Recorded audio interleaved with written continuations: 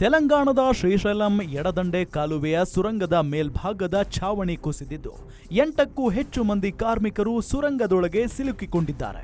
ಕಾರ್ಮಿಕರ ರಕ್ಷಣೆಗೆ ಸೇನಾ ಸಿಬ್ಬಂದಿ ಹರಸಾಹಸ ಮಾಡುತ್ತಿದೆ.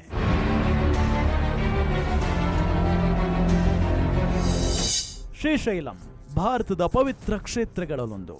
ಅಕ್ಕ ಮಹಾದೇವಿ ತಪಸ್ಸು ಮಾಡಿದ್ದ ಈ ಕ್ಷೇತ್ರ ದುರಂತವೊಂದಕ್ಕೆ ಸಾಕ್ಷಿಯಾಗಿದೆ.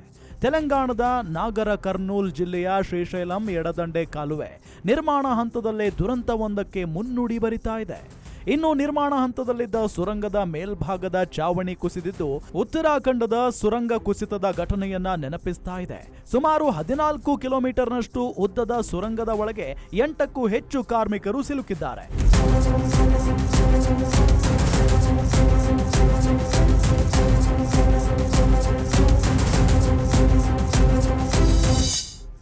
ಇದೀಗ ಕಾರ್ಮಿಕರನ್ನ ರಕ್ಷಿಸಲು ಉತ್ತರಾಖಂಡ ಸುರಂಗ ದುರಂತದಲ್ಲಿ ಆಪದ್ಬಾಂಧವರಾಗಿದ್ದ ಸೈನ್ಯ, ಎಸ್ಡಿಆರ್ಎಫ್, ಎನ್ಡಿಆರ್ಎಫ್ ಯೋಧರ ಮೊರೆ ಹೋಗಿದ್ದಾರೆ. ಕೇಂದ್ರ ಸಚಿವ ಉತ್ತಮ್ ಕುಮಾರ್ ರೆಡ್ಡಿ ಕೂಡ ಸ್ಥಳಕ್ಕೆ ಭೇಟಿ ನೀಡಿ ಕಾರ್ಮಿಕರ ರಕ್ಷಣಾ ಕಾರ್ಯಾಚರಣೆಯ ಉಸ್ತುವಾರಿ ಹೊತ್ತುಕೊಂಡಿದ್ದಾರೆ.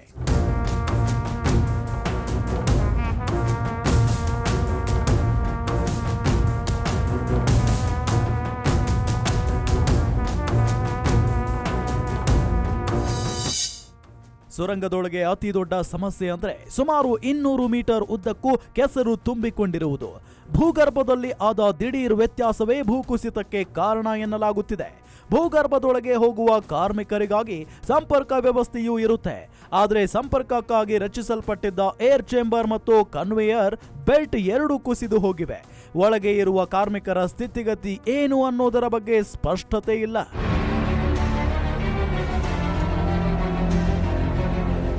2023ರ ನವೆಂಬರ್ನಲ್ಲಿ ಉತ್ತರಾಖಂಡ್ನಲ್ಲಿ ಸುರಂಗ ಕುಸಿದು 41 ಕಾರ್ಮಿಕರು ಸುರಂಗದ ಒಳಗೆ ಸಿಲುಕಿದ್ರು. ಸತತ 17 ದಿನಗಳ ಕಾರ್ಯಾಚರಣೆ ನಂತರ ಎಲ್ಲ ಕಾರ್ಮಿಕರನ್ನ ಸುರಕ್ಷಿತವಾಗಿ ಹೊರತರಲಾಗಿತ್ತು. ಆದರೆ ಉತ್ತರಾಖಂಡದ ಪರಿಸ್ಥಿತಿಯೇ ಬೇರೆ, ಇಲ್ಲಿನ ಪರಿಸ್ಥಿತಿಯೇ ಬೇರೆ. ಉತ್ತರಾಖಂಡ್ನಲ್ಲಿ ಸುರಂಗದ ಒಳಗೆ ಸಿಲುಕಿದ್ದ ಕಾರ್ಮಿಕರಿಗೆ ತಕ್ಷಣವೇ ಆಕ್ಸಿಜನ್, ಆಹಾರ ಪೂರೈಸುವುದಕ್ಕೆ ಸಾಧ್ಯವಾಗಿತ್ತು.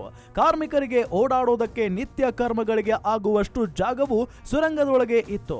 ಆದರೆ ಶ್ರೀಶೈಲಂ ಸುರಂಗದ ಪರಿಸ್ಥಿತಿ ಏನು ಅನ್ನೋದು ಇದುವರೆಗೂ ಯಾರಿಗೂ ಗೊತ್ತಿಲ್ಲ. ಅಲ್ಲದೆ ವಾಟರ್ ಲೀಕೇಜ್ ಆಗುತ್ತಿದೆ. ಸುರಂಗದ ಒಳಗೆ ನೀರು ತುಂಬುತ್ತಲೇ ಇದೆ.